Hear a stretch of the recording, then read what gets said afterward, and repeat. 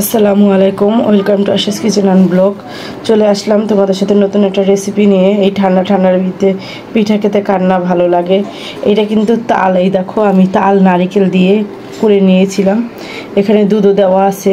আমি আজকে একটা তালের পাটিসাপটা পিঠা বানাবো, তোমাদের সাথে এটা দিয়ে আমি পুর করব, সেটাই তোমাদের শেয়ার করি কীভাবে করব। এখানে এই পুরটা করতে আমার দুধ লাগবে আর একটু চালের গুঁড়া লাগবো। চলো রেডি করে নিই। এই দেখো এখানে আমি আটা নিয়ে নিয়েছি 1 কাপ, আর এখানে চালের গুঁড়া এই যে অল্প করে নিয়েছি চালের গুঁড়াটা। দেখো এই ছোটো চামচের 1 চামচ আটাটা শুকনো চালের গুঁড়া, এটা কিন্তু আমার।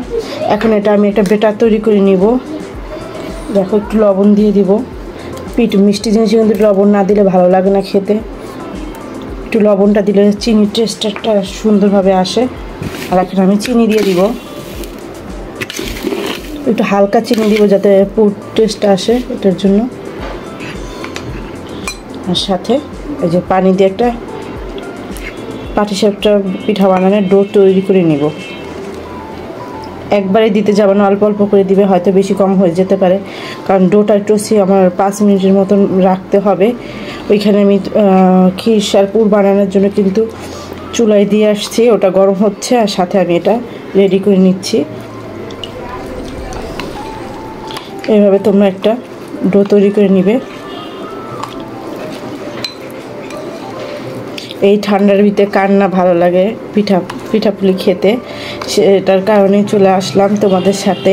স্বাভাবিক যারা ফ্রোজেন করে রেখে দিয়েছো পিঠা, তাল দিয়ে পিঠা বানিয়ে খাবে, তারা কিন্তু এভাবে করে নিতে পারবে চটজলদি। আমি এই পিঠাটা তৈরি করতেছি, সেটাই তোমাদের সাথে শেয়ার করতেছি। তোমরা অবশ্যই ঘরে ফ্রিজে তাল থাকলে তোমরা এইভাবে করে নিতে পারো। আর শীতের দিনে তো পিঠা পায়েস খেতে মজাই অন্যরকম। এই দেখো পিঠার জন্য ডোটা আমার একদম রেডি। এখন আমি ভাজতে চলে যাব।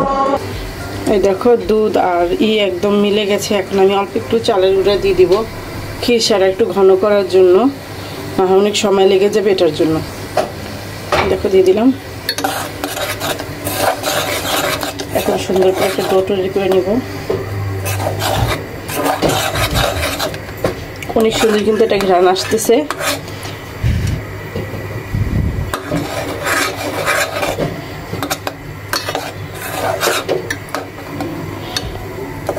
দেখো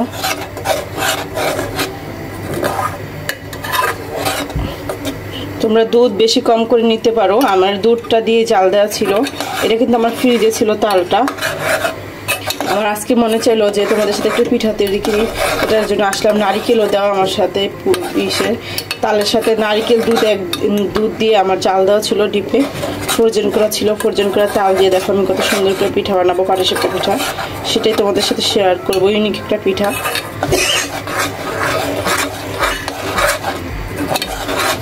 এটা ঘন হওয়ার আগ পর্যন্ত নাড়বো, শুকনো করে নামিয়ে নিব।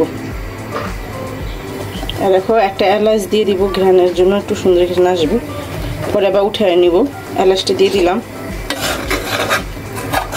সুন্দর ঘ্রাণের জন্য এলাচটা দিয়ে দিলাম। এই দেখো আমার ডোটা কিন্তু একদম রেডি করে রেখেছিলাম এই যে 10-15 মিনিটের জন্য। এখন একদম রেডি। আর আমার যে খিরসাটা পিঠা রেডি করে ফেলেছি। এখন চলো পিঠা বানিয়ে নিব। পিঠাগুলো বানাতে যাই, চলো।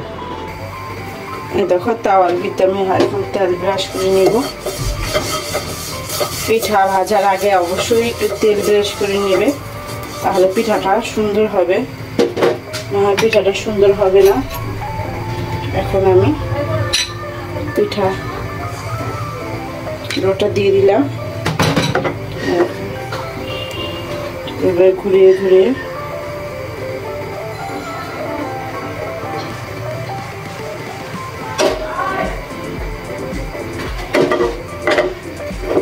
একটু হোক, তারপরে এটা দিব, খিরসাটা দিব। দেখো হয়ে গেছে আমার পিঠাটা। এখন আমি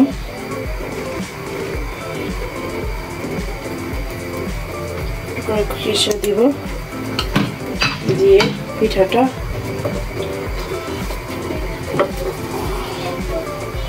করে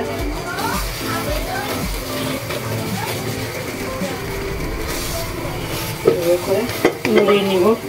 এরকম করে পিঠাগুলো বানিয়ে নিব।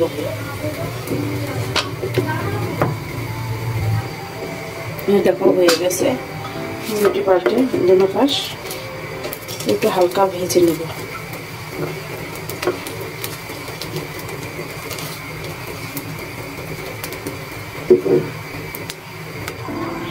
দেখো এখন পিঠাগুলো তুলে নিলাম। এরকম করে সবগুলো পিঠা তোমাদের বোঝার জন্য আরেকটা পিঠা আমি দিয়ে দিচ্ছি তাওয়া, তোমাদের সুবিধা হবে। এক করে আরেকটা পিঠা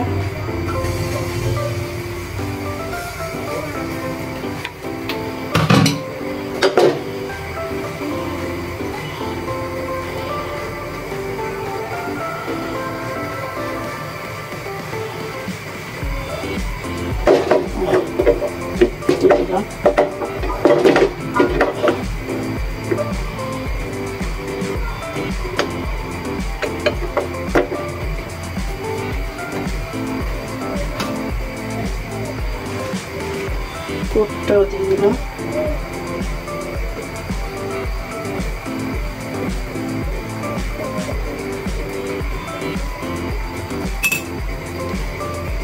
আর একটু হলে উল্টিয়ে দিব।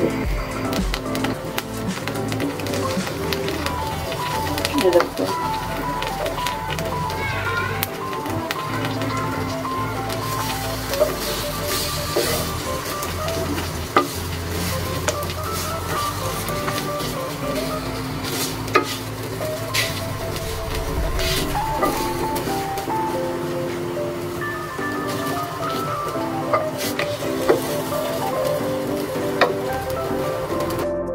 এই দেখো হয়ে গেল আমার পাটিসাপটা পিঠা।